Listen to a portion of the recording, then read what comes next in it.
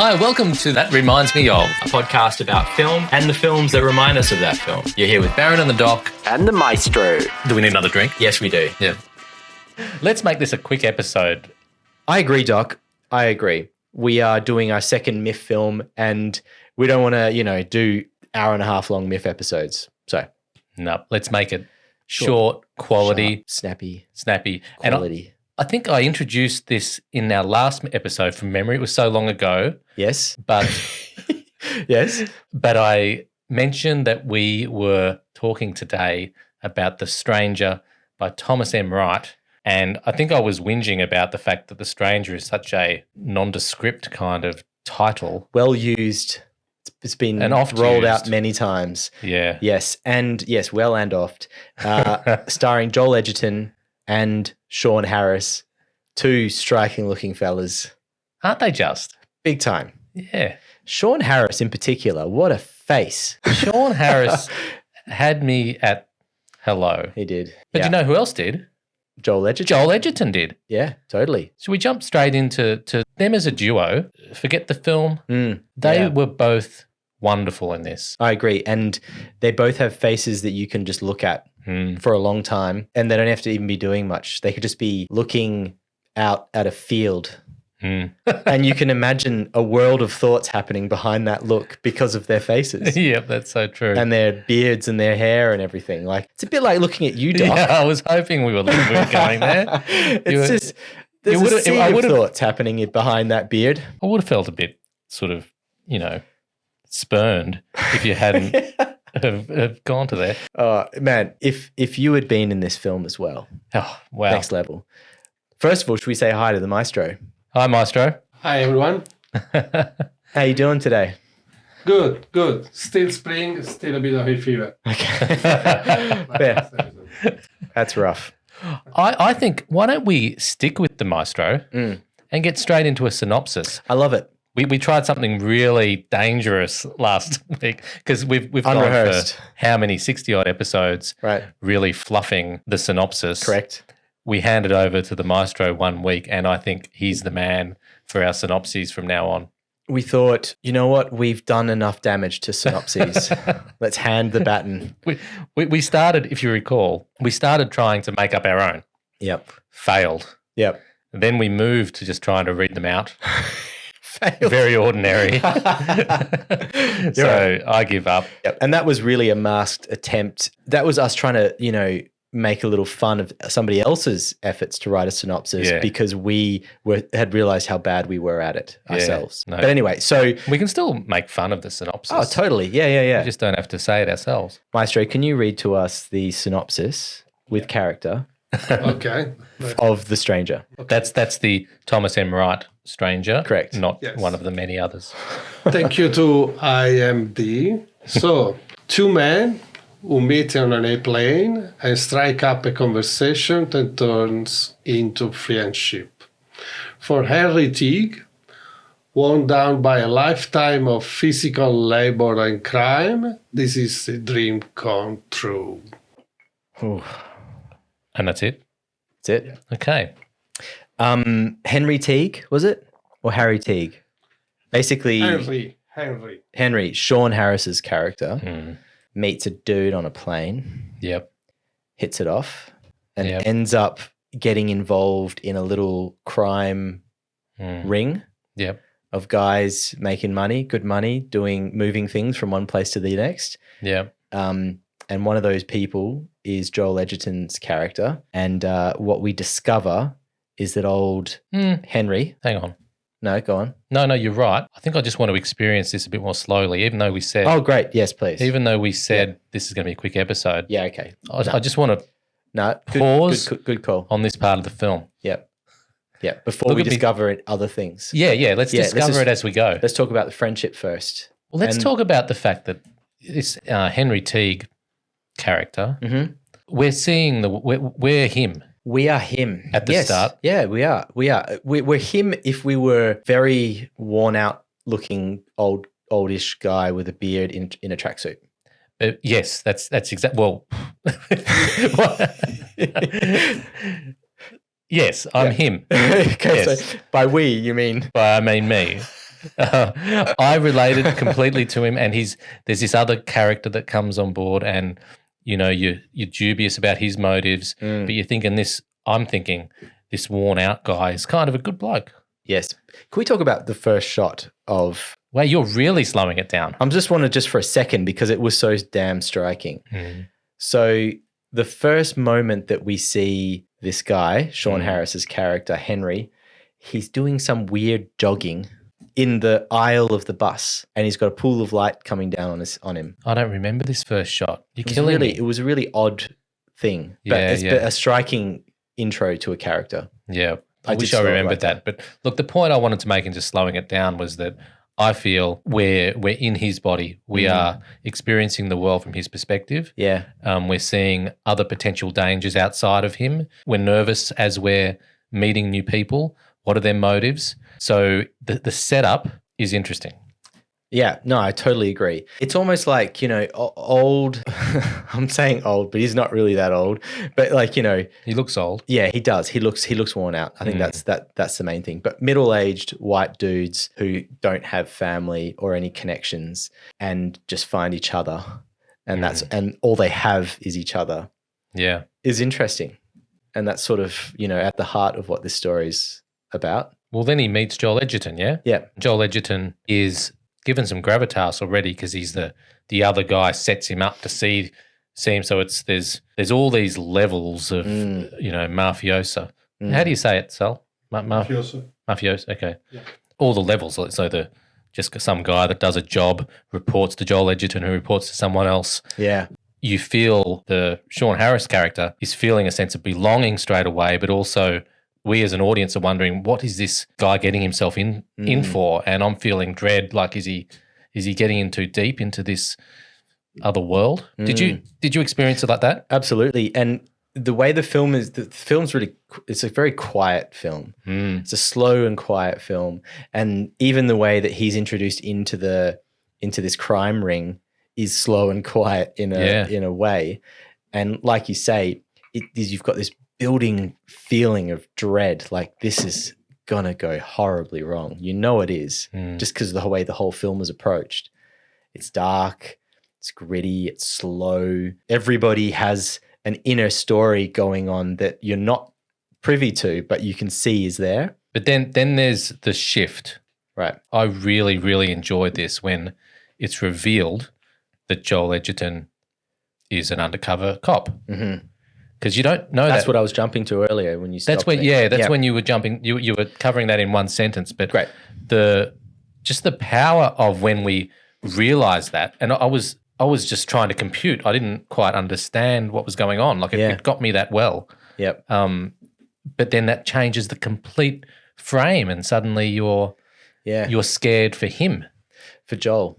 Yeah, like what if the other guy's dangerous, and what if he stuffs up in his job of staying undercover? And that becomes apparent in pieces as well. It's done in a really interesting way where essentially what we're getting at is that this Henry fella is suspected for killing a child. Yeah. And we think he's on the run, but he's been lured into this situation where they're hoping they'll be able to get out enough information to build a case against him. And that's Joel's that's his job. And it all just seems so risky. And the way that it's these two men and there seems to be no breathing room, like they're just always with each other. Everything seems so high stake, but done in such a subtle, quiet way. It's intense. It's actually more intense than half the films that I've seen with similar kinds of stakes done in a more brash, action-filled way. I'm guessing that you liked it. I did like it. With reservation. I did like it, but I did find it really hard to watch. Yeah, okay. I found it slow and difficult to watch, but I liked it. So not a film that I'm itching to watch again. Maybe Sicario. I will watch that film every other year, right? And I'll probably keep doing that because it's a great film, has a similar vibe to it, but more entertaining. This one I just found difficult, but great at the same time. What about you? I absolutely loved it up to a point in the timeline. So that interesting. That first bit that I had described and probably spent too long on before. Yep. Loved it. When Joel Edgerton, we start to see what his life is, loved that completely. And then there was this, just for most of the film, this awesomeness where you're kind of rooting for both of them because you're hoping that Sean Harris hasn't done it. Yep. Because you like him. Yep. You're seeing his struggles. Yep. And you just hope that he's falsely accused, and you gradually start to feel that no, he's not. He's done this. Yep. It's as these sort of psychotic tendencies start to creep out. Yeah. Along the way, he starts doing weird stuff that you find hard to pardon. Yes, exactly. And you start to feel that there's no way that this is going to end well for everybody. Yeah. 3/4 of the way through, I absolutely loved it, 10 out of 10. It started to dwindle towards the end for me when I started to realise that it's a true bloody story. And I hate true stories. I hate true stories because you can't, making stuff up is always better. Making stuff up is always, well, because well, actually, that's a really big statement, isn't it? Let me think about that. Yeah, it probably is mostly better. It's always better. Okay. And because, once they're stuck with having to tie it all up in the way that it happened, yes, it loses its poetry for me. That's tough. And I know what you mean. It wasn't a, resolution that I cared about much, but so it only lost, if we're talking 10 out of 10, it was probably at 10 that dropped to 8. That's interesting. I felt like they tried to pick up the pace and the stakes as the film went along. But you're right, it doesn't have the dramatic conclusion that you would have if you wrote this thing, right? Yes. It does. And I think one of the reasons I found this film hard to watch is that it all felt too real. All of it. It just felt like, we have a director here in Thomas M. Wright who is going, how do I make this thing gritty and real and Australian and raw, all that sort of stuff. And that's great, except that at a certain point you go, for me anyway, I was like, oh, it's just all too real. I'm just struggling with it, I'm struggling with the depressing nature of it and the fact that it is all real.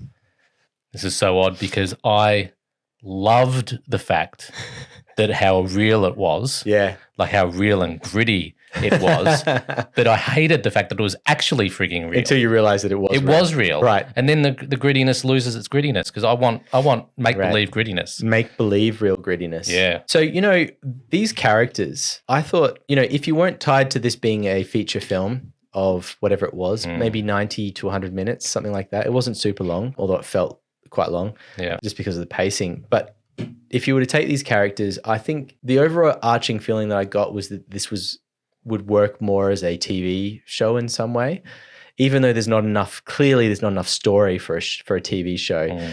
But it was setting itself up in a certain way that felt like, some of these great gritty crime dramas that we've had, particularly of late. And even a recent Australian one in Mr. In Between. It made me think of that a little bit. But then things like Top of the Lake, True Detective, The Wire, which is going back a little bit. But, just felt like, these people, you could put them into a TV show and it would have legs. That's a great call. I'm seeing True Detective for sure.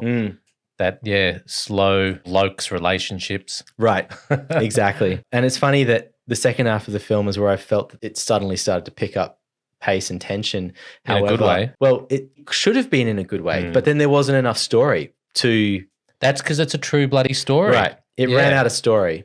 It was building tension, but heading nowhere. Which is exactly it. Right. And there is no negative comment on Thomas Wright at all because I think he did an astounding job and it's a success. I agree. But that's, write it next time. Can I something similar? Can I tell you what I think the biggest success of this film is? Other than Joel and Sean's faces. Yes, other than that, which is a great success. Other than that, I think it's this film's ability to humanize the guilty.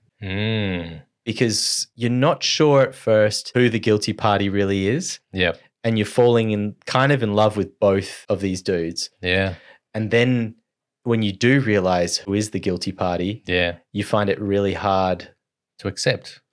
And to hate them for it. And you find yourself on their side in some way. That's a deft move to pull off, and it's handled really well. It's one of the best moves you can do, I reckon. Like there's some of the best art does that. Yeah. Like Lolita, one of my favorite novels of all time. Yep. Makes you have to go on the journey with Humbert, the lead guy who's a bloody child molester. Right.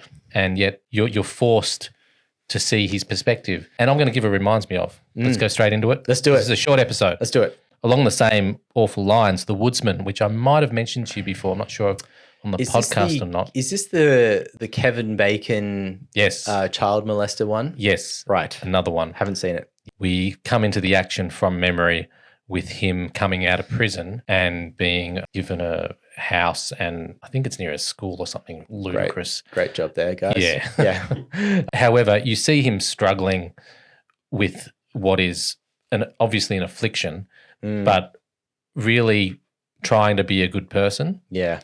You can never be on their side, but to get into their heads is an interesting experience. Thomas M. Wright did it. So just thinking about taking on subject matter like that as a filmmaker, what a dark journey to undertake. And Thomas M. Wright was there at the Q&A after, and he did a little intro before this screening that I saw. Yeah, he was at mine too. He was at yours as well? Yeah. And he mentioned that this material had sort of been put in his lap, as in this story had been put in his lap, this true crime story, and that at first he was daunted by it and didn't think he could do it justice, but then sort of worked away at it. The courage to take on a project like that, knowing how dark and twisted it is and how confronting it's going to be and how carefully you have to handle it to do it justice is full on. Yeah, but if you look at his look, yeah, true. Like he looks a bit like the other two Sean guys Harris. staring into the fields,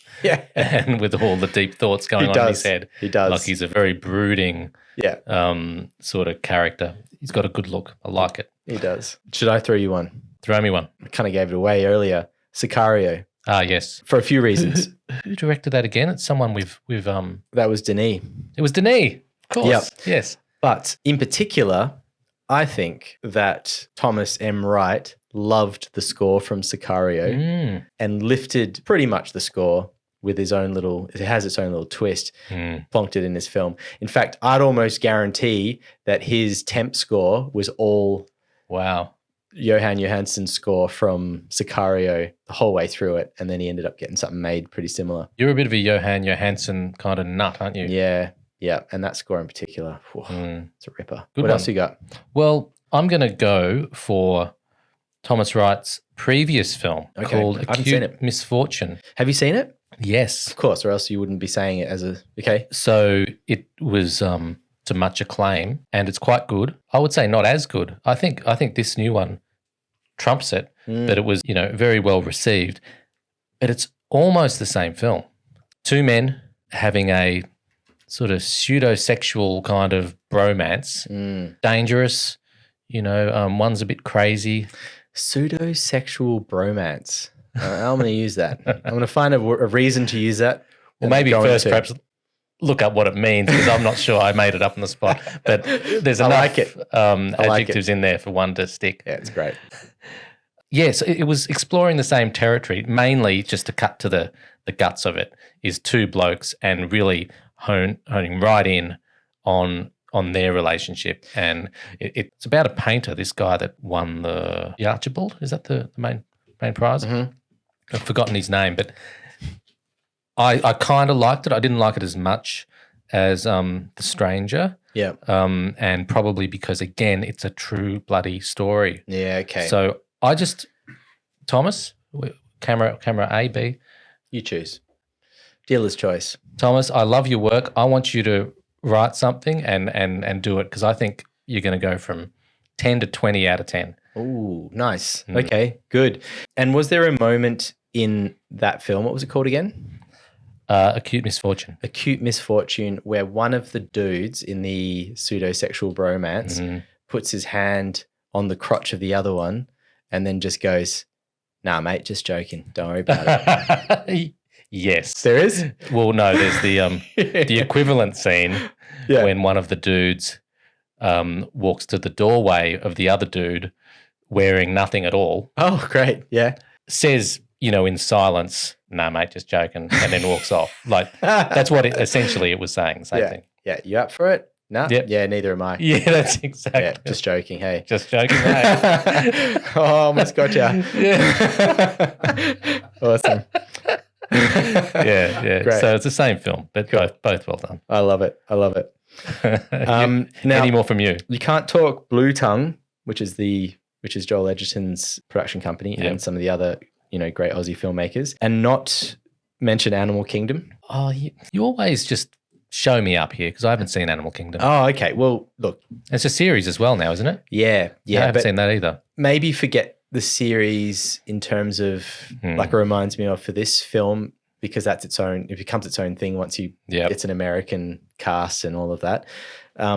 But just the sheer gritty Aussie crime drama-ishness of it all, which is just so Blue Tongue. It's a style that's become so recognizable. It's almost like a branding thing.